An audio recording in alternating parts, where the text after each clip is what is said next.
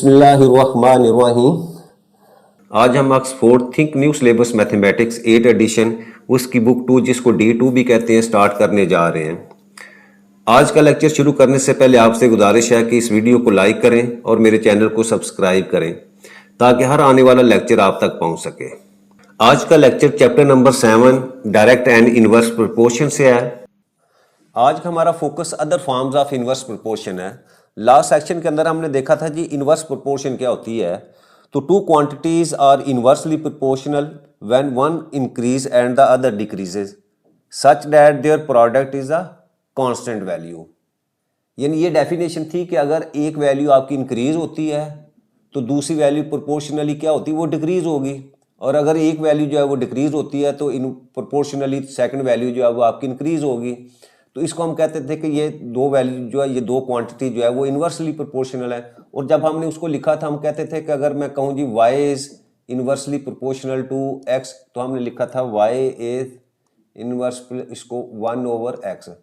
अच्छा, जब इसको हम सॉल्व करते हैं तो इक्वालिटी का साइन आता है और साथ हम कांस्टेंट ऑफ प्रोपोर्शनैलिटी लिखते हैं तो k/x, ठीक है। और यहाँ जो k है ना आपका, that is equal to a constant value. और इसी को अगर हम क्रॉस मल्टीप्लाई में लिखे तो हमारे पास आ जाती है जी X Y is equal to K. अच्छा, यही चीज यहाँ लिखी हुई है कि y is inversely proportional to x, तो इसको हम x Y is equal to k या y इज इक्वल टू के और x, और यहाँ k आपका जो है वो जीरो नहीं होता। अच्छा, अब इनवर्स प्रोपोर्शन का क्या मतलब है कि जो दो क्वांटिटीज आपस में इनवर्सली प्रोपोर्शनल हैं उन दोनों को जब हम मल्टीप्लाई करेंगे तो आपका आंसर हमेशा जो है वो एक कांस्टेंट नंबर आएगा, ठीक है। यही चीज जो है वो लास्ट सेक्शन के अंदर भी हमने देखा था कि हमारे पास ये क्वेश्चन था कि जो है वो time taken for a car to travel a distance of 120 kilometre at different speed.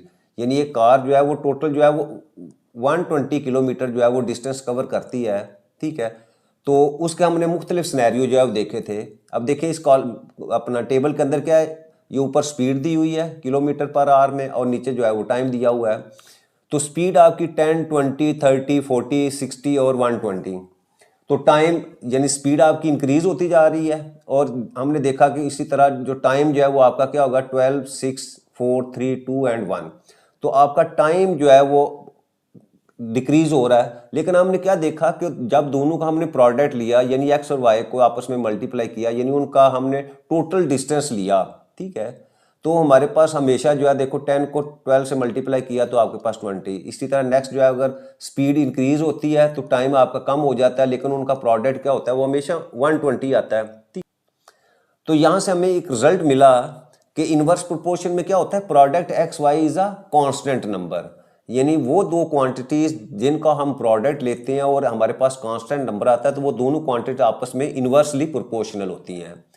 यही चीज यहाँ जो है वो हम कि अगर तो हमारे पास जो है एक्स और वाई था इनवर्सली प्रोपोर्शनल तो उनका प्रोडक्ट जो है हमारे पास जो है वो के आया, तो इसका मतलब एक्स और वाई जो है वो आपस में इनवर्सली प्रोपोर्शनल है।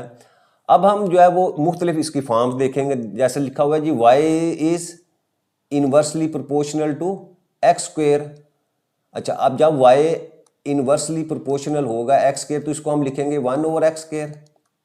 और यहां से अगर y इज इक्वल टू के ओवर एक्स स्क्वेयर और यहां से क्रॉस मल्टीप्लाई करूं तो मेरे पास वैल्यू आ जाती है जी X square Y is equal to K. अच्छा, अब देखो इस फॉर्म में या इस रिलेशन के अंदर आपका जो लिंक है दो क्वांटिटीज कौन सी हैं, एक आपके पास y है और दूसरी आपके पास क्या है वो एक्स स्क्वेयर है। अब इन दोनों क्वांटिटीज को जब हम मल्टीप्लाई करते हैं तो आपके पास एक जो है वो कांस्टेंट नंबर के आ रहा है। तो इसका मतलब क्या हुआ कि यहां जो है वो आपकी एक्स स्क्वेयर और वाई जो है वो इनवर्सली प्रोपोर्शनल है। तो अब इसी से रिलेटेड जो है वो एक वर्क एग्जांपल हम करते हैं। अब ये देखें, identify variable which are inversely proportional to each other for each of the following quantity state the two variable which are inversely proportional to each other and explain your answer. अब देखो first part में क्या कहता है कि y is equal to 2/x cube. अब 2/x cube है तो हम क्या करते हैं, इसको हम क्रॉस मल्टीप्लाई करें तो हम लिख सकते हैं कि x3y इज इक्वल टू 2।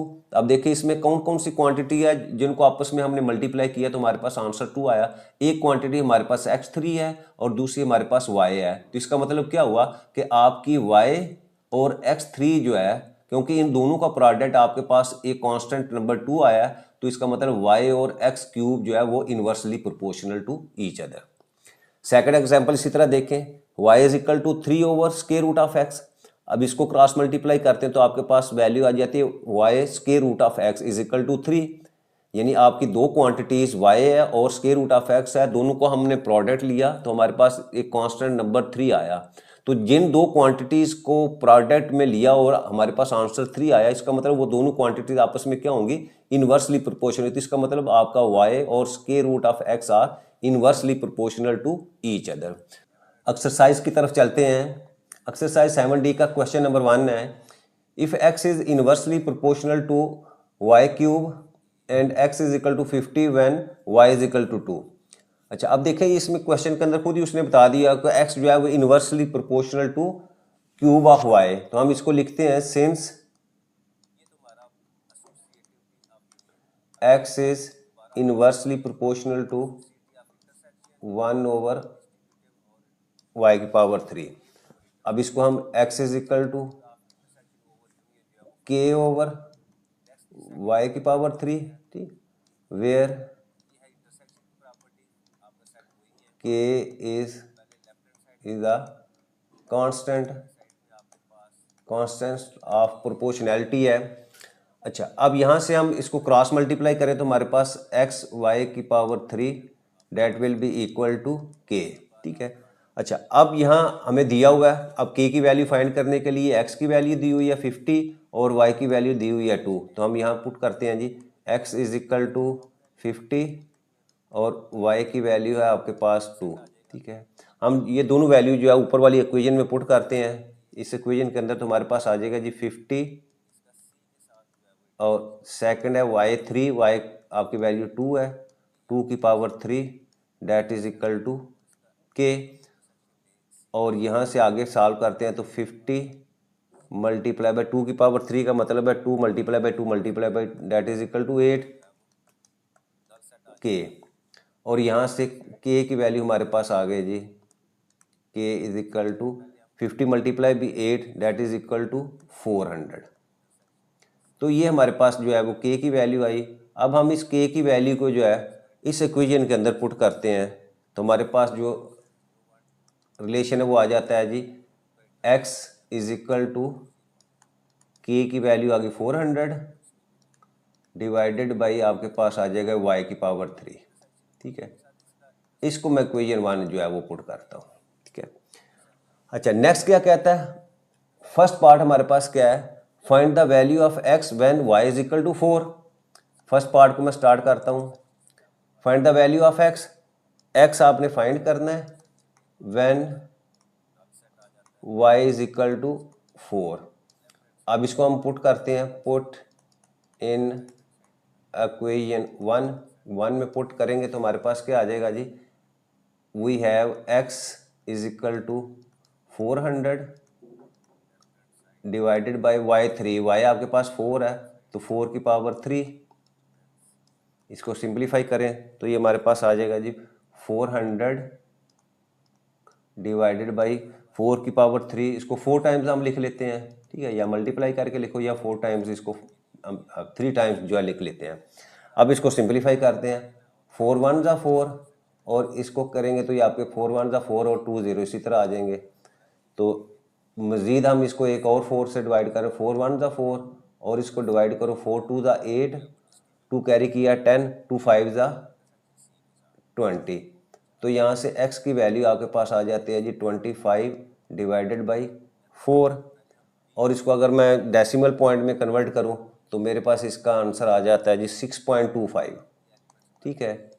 यानी 25 को आप 4 के ऊपर डिवाइड करें तो x की वैल्यू आपके पास 6.25। कैसे डिवाइड करना है एक दफ़ा चेक कर लें, अदरवाइज़ आपको इस क्लास तक तो ये चीज़ें जो है वो आनी चाहिए। तो यहाँ से 4 पे डिवाइड किया तो 4 6 4 जा 24, इसको सबट्रैक्ट किया तो मेरे पास 1 आ जाएगा। अब ये छोटा है तो इसका मतलब यहाँ डेसिमल पॉइंट लगाएंगे, यहाँ 0 लगाया और इसी 0 को जो है वो नीचे लेके आए तो 10 हो जाएगा। 4 2 जा 8, यहाँ से 8, फिर अगेन सबट्रैक्ट किया तो 20। अब फिर अगेन एक और 0 हम पुट करेंगे और उसी 0 को नीचे लेके आएंगे तो आपके पास यहाँ और 4 5 ज़ा 20। ठीक है, ये डिवीजन है, लेकिन ये डिवीजन आपको जो है वो आनी चाहिए। अच्छा, ये हमने जो है वो फर्स्ट पार्ट जो है वो सॉल्व कर लिया। अब सेकंड पार्ट के लिए वो क्या कहता है, find an equation connecting x and y, यानी x is equal to 400 divided by y3। तो यही इसका आंसर है। हम दोबारा इसको लिख लेते हैं कि x is equal to 400 divided by y की पावर 3। ठीक है, ये आपका जो है वो सेकंड पार्ट का जो है वो आंसर है। अच्छा, थर्ड देखिए इसमें क्या है, calculate the value of y। अब थर्ड के लिए हम क्या करेंगे, find the value of y हमने फाइंड करना है when x is equal to 3.2। लें जी, अब इसको पुट करते हैं, अगेन हम इक्वेशन 1 के अंदर पुट करते हैं तो हमारे पास क्या वैल्यू आ जाती है, x की वैल्यू पुट करें तो वो आ जाएगा 3.2 that is equal to 400 divided by y cube. अब इसको सॉल्व करते हैं। अच्छा, सबसे पहले हम इसको क्रॉस मल्टीप्लाई करेंगे। y3 को 3.2 के साथ किया तो आपके पास 3.2 y cube that is equal to 400, और यहाँ से y क्यूब जो है वो 400 डिवाइडेड बाई 3.2। अच्छा, अगर इसको सिंप्लीफाई करें तो यहाँ से डेसिमल पॉइंट को रिमूव किया तो ऊपर 10 आपके पास आ जाएगा। अब इसको थोड़ी सी कैलकुलेशन कर लेते हैं। ठीक है, अच्छा, अब अगर मैं इसको 2 के ऊपर डिवाइड करूँ, ठीक है, 2 के ऊपर डिवाइड करूँ तो 5 2 ज़ा 10, और यहाँ आपके पास 16 आ जाता है। अब 16 को इसके साथ डिवाइड कर दें, ठीक है, तो आपके पास आ जाएगा जी 16 2 ज़ा 32, और 8 आ जाएंगे आपके पास, और 16 5 ज़ा तो आपके पास 25 आ गया, और इस दोनों को मल्टीप्लाई करो आपके पास वैल्यू आ जाएगी जी 25 multiply by 5 that is equal to 125। तो यहाँ से मेरे पास y की power 3 that will be equal to 125 को इसको मैं लिख सकता हूँ 5 की पावर 3। ठीक है, अच्छा, अब हम क्योंकि y की वैल्यू फाइंड करनी है तो मैं दोनों तरफ जो है वो आपका क्यूब रूट लेता हूँ, इस साइड के भी ऊपर भी क्यूब रूट और राइट साइड के ऊपर भी मैं इसका क्यूब रूट लेता हूँ, क्योंकि आपका क्यूब और क्यूब रूट जो है दोनों इन्वर्स प्रोसेस है। जब भी आपके पास क्यूब होगा तो हम y की वैल्यू अगर फाइंड करनी हो वेरिएबल की तो हम क्या क्यूब रूट लेते हैं दोनों तरफ, और अगर आपके पास क्यूब रूट में हो तो हम उसका जो है वो क्यूब लेंगे तो वो दोनों एक दूसरे की वैल्यूज को जो है ना वो जो है वो कैंसिल कर देते हैं, और यहाँ से हम आपका ये वाला क्यूब आपके क्यूब रूट से कैंसिल है, राइट साइड पर भी इसी तरह, तो यहाँ से y की वैल्यू आपके पास जो है वो 5 आ जाती है। तो ये थर्ड पार्ट जो था वो भी कंप्लीट हुआ और हमारा आंसर जो है वो कंप्लीट हो जाता है।